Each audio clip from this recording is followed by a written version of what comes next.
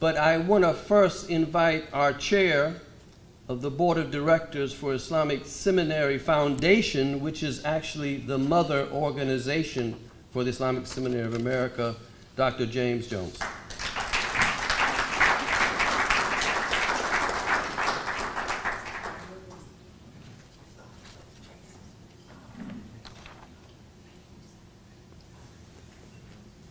Bismillah, walhamdulillah, wassalat wassalamu ala rasulillah.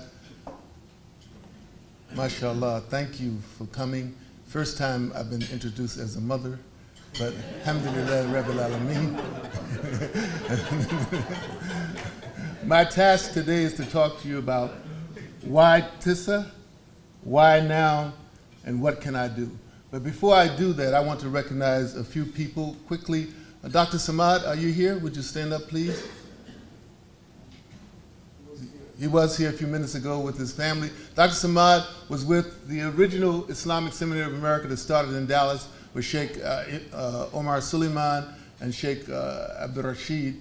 But mashallah, he's still with us and still helping us. He's probably with his family right now. And secondly, they're representatives of the Boston Islamic Seminary. Would you stand, please? Alhamdulillah. And Bayan Claremont Seminary, would you stand, please? MashaAllah. We've been in conversation with these institutions. One of the reasons that it's easy to invite them to come is that we've been talking to them over time, and this is an important time in the history of this country for Muslims to come together and develop institutions like the Islamic Seminary of America, Bayan, and the Boston Islamic Seminary, and work collaboratively so we can have that synergy so we can make sure we can get the best. So why TISA at this particular time? First of all, text and context.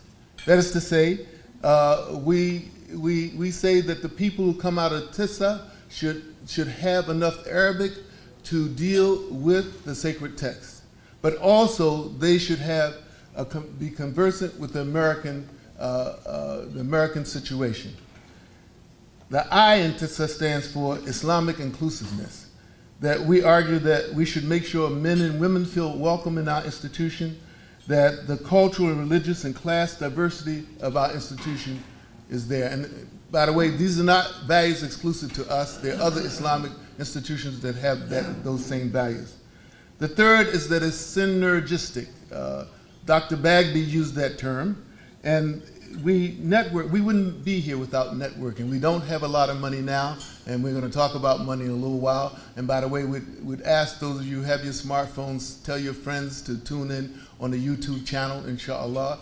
You know how to do that, so they can hear the pitch, because we need money aside from the networking and resource development we've done. And we want to share knowledge not only with the Muslim community, but we want to bridge the gap between academia and the activists. And when you came in, you signed and you saw one example of that we've already launched.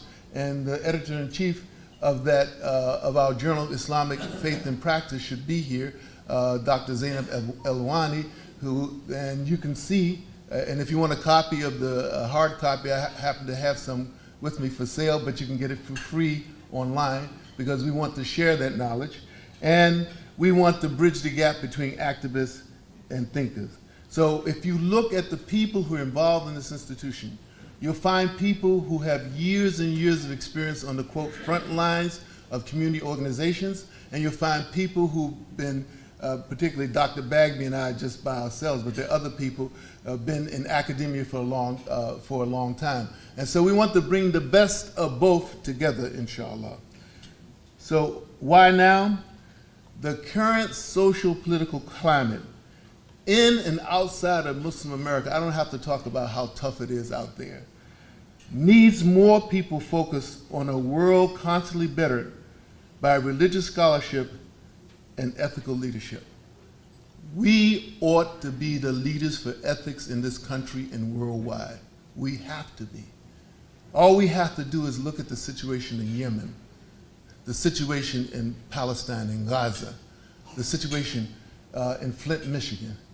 All we have to do is look at those situations and see that we need people who are focused on ethical leadership in this country and worldwide.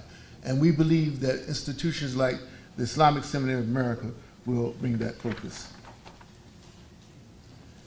Finally, what can you do? Make dua for us. Our beloved Dr. Yasser Qadhi has written a book called Dua, the Weapon of the Believer. We need it now more than ever, given our situation and given the launch of a new institution. Of course, donate. There are pledge cards on your table, and for those of you watching, all you have to do is go to our website. You should see the link there, and you can donate there. And please help us develop. You can see that we're not fully developed yet. So if you see something that you feel that we should change, or you feel like you want to be a part of this effort, we need willing hands. Please help us develop this institution, because we want it to be an institution that is responsible to and reflective of the needs of the Muslims in America. Walhamdulillahi Rabbil Alameen.